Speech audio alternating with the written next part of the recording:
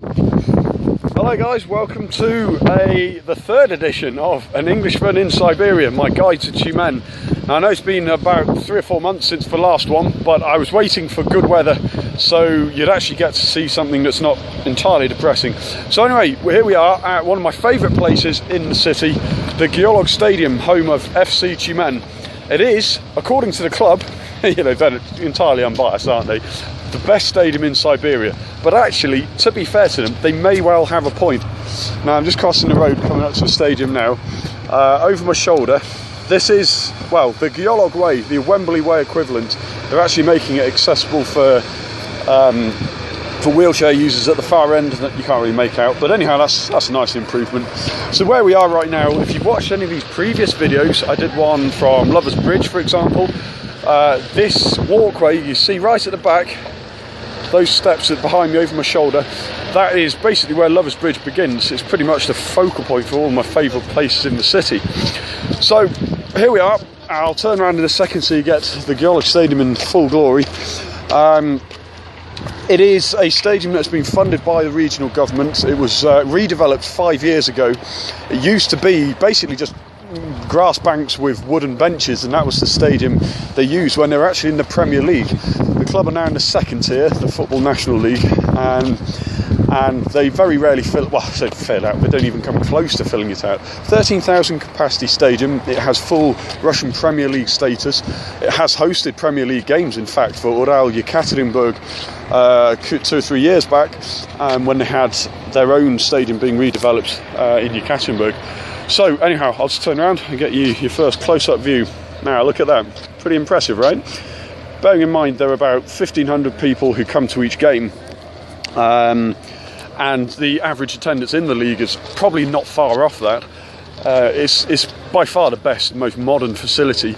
Now, it's not really worth a full part of one of these little guides for you, but I'll just show you so you get an idea. Round this side, there's the road over my shoulder there. It goes up the hill behind you, behind the stadium. That leads towards the hockey stadium, Rubin Tyumen, who were in fact the Vyššá Hockey League champions, I think it was 5-6 years ago. Like the football club, their fortunes and funds are very closely linked. They've run low on money, but anyhow, they're still a good club. And up there as well is the regional centre of excellence. Now, I'm going to be slightly smug here for a minute. Just turn around, see all those queues there.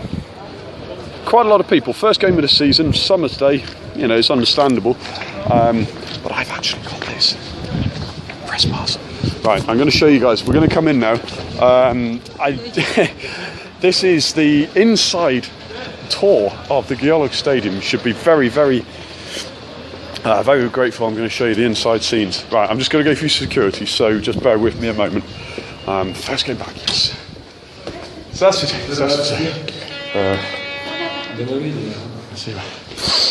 They recognise me now, you see. So, you know, it's almost like being back at the local, isn't it? Now, I mean, just have a look inside. Look at these, huh? Now, this is infinitely more beautifully done than Old Trafford, for example.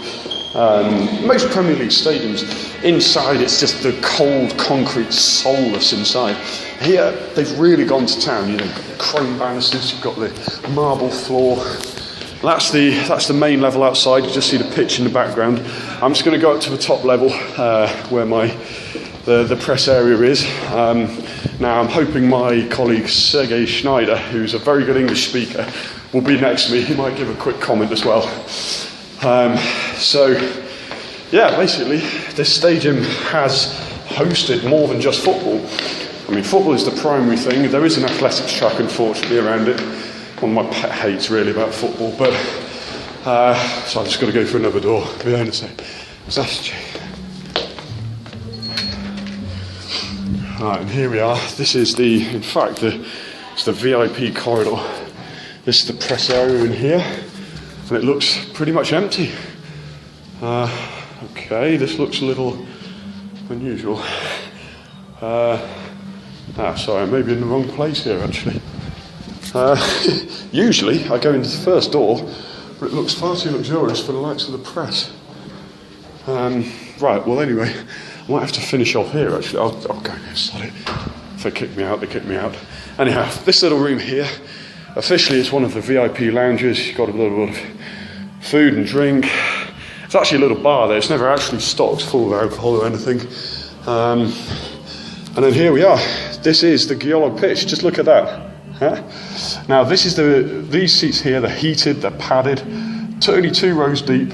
And fans can book a VIP seat for only about 400 rubles. It's actually fantastic value. The quality of football can be dubious at times, I fully admit, but the point is that it's great value for money for such a high quality stadium. Now, that is a new development I did not notice. Just have a look over my shoulder behind the goal. It's been tarmacked over. It was an athletics track last season, and for the 5 years after it was redeveloped, but the truth is that it was never used, and the athletics track was crumbling to pieces. And I think it makes more sense because that area behind the goal there, see that concrete area, they have sometimes music events there. They put up a stage, and stadiums like this nowadays, it's a reality of modern life. You just have to be able to make the stadium profitable. Only way to do that is to simply make it available to host other events. So that's probably not a bad thing. It does look a bit smarter as well. Well, anyhow, like I say, this stadium, you can see there it's empty. It's got a really good TV screen there. It doesn't actually do replays during the game, which is a shame. But this stadium holds 13,000, but all of those stands are empty simply because they don't open them. They haven't for 3 years now. I used to sit on the far side over there next to the Chimen sign. But it's this nonsense because there are only 1,000, 2,000 people who come to these games. So I'm trying to turn around. The lighting is always quite difficult to get right in these things. Yeah, as soon as I show you the interesting part, you can't see. Or perhaps it's a good thing that you can't see my face. But anyhow, so anyway, match is about to kick off in about 5-10 minutes. But yeah, this stadium has been full before. There was the Russian Cup. Oh God, it was round of 32, round of 16 even. When Chimen were third tier side. Zenit St. Petersburg came here. Axel Witsel played, Alexander Kerzhakov, Anyukov, a lot of their top players. Hulk didn't, unfortunately, that day. But Chimen won 2-0, and this stadium was packed out. The only time it's been completely full. It was just such an incredible atmosphere. I'll never forget that day. However, I'm not going to deny that there were strong suspicions that the goalkeeper may have been paid a bit of money to let a goal in, but let's just skip past that point, shall we? It was a great day and the stadium was full. Anyhow, like I say, it has hosted Premier League football before. Oral came here, Oral Yekaterinburg, their Centralny Stadium, which will be used in the World Cup. That was being redeveloped 2 years ago, or whenever the construction work started. They were redeveloping their training ground, which they now use for Premier League football. So they came here whilst they couldn't use their own venue. It's about 350 kilometres away. They played 3 games. They didn't lose a single game, and it helped to keep them up. So I like to think the Geolog Stadium is part of Premier League history as well.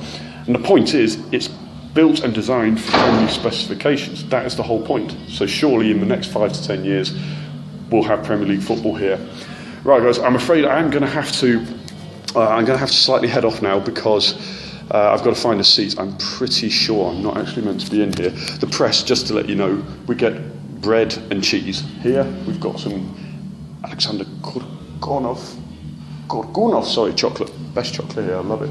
Croissant chocolate, a lot. So I better go. Anyhow, I hope you enjoyed this. I'll be back for more. And, if you follow me on my blog or my Instagram page, it's Andrew MIJ Flint, you'll see more pictures there. Hope you enjoyed it, guys, and I'll be back for another episode of An Englishman in Siberia soon. Bye-bye.